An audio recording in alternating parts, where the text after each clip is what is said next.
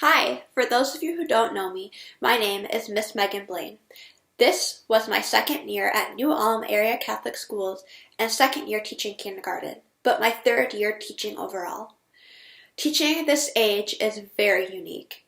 Believe it or not, these kinder students have taught me many things and continue to teach me every day. Although I have only been at NUACS for 2 years, I am not new to Catholic education.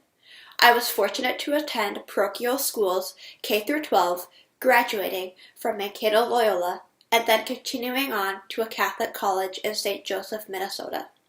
I cannot say enough good things about the low student-to-teacher ratio, family feel, and high-quality education these Catholic schools provide. I'm going to walk you through a bit of what you need to know about kindergarten readiness to help you determine if your child is ready and what you can do to support your child's mental and educational growth at home. Does this mean your child needs to be able to do all of these things perfectly to be ready for kindergarten? No, but you should be able to answer yes, my child has had experience doing that, or yes, my child is working on that right now. One of the most important pieces in determining if your child is ready is noticing if they're socially ready. For example, can your child separate from you without getting overly upset? It's normal for parents and kids to have tears on the first couple days to weeks of kindergarten, but it's about knowing whether your child can move past that separation throughout the day and past that first week or so of tears. Many of you have more than one child, and you know what it's like getting multiple or even one child out the door. We simply ask that your child can manage basic self-dressing skills. We're here to help, but it does create a little less chaos if most of the kids can manage dressing, up until the zipper or pulling on that second mitten.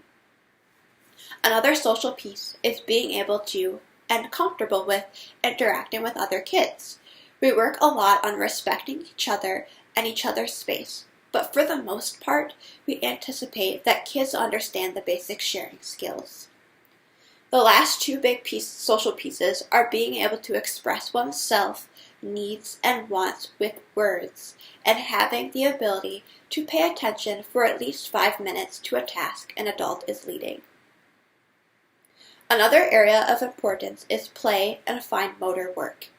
The importance of free play and strengthening fine motor skills, holding a pencil or scissors for example, are huge in a child's development. Let your child use pencils, scissors, and glue to strengthen their finger muscles. Fine motor and coordination will increase as we use scissors, coloring utensils, pencils, glue, and hands-on activities daily, but it is important to expose your child prior to kindergarten.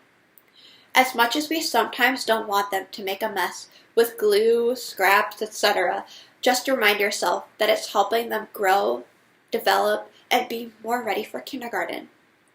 I don't have kids yet, but I remember in my first year teaching kindergarten, it took me a few weeks to get to the point of allowing them to make a mess, as long as they cleaned up. Seeing their faces, the things they create, and how they've grown from day one is much more worth it than a spotless classroom or house. I've got a few quick ideas for what you can do at home. Get your pens ready. Allow more creative play and activities where your child uses his or her hands and less screen time. Allow hands-on play. It strengthens their fine motor skills. Read to them. Practice writing their name, letters, numbers. Use pencils, coloring tools, scissors. Do puzzles. Count with them. And practice giving them two-step directions, which is another thing that is very important for kindergarten that we do quite a bit.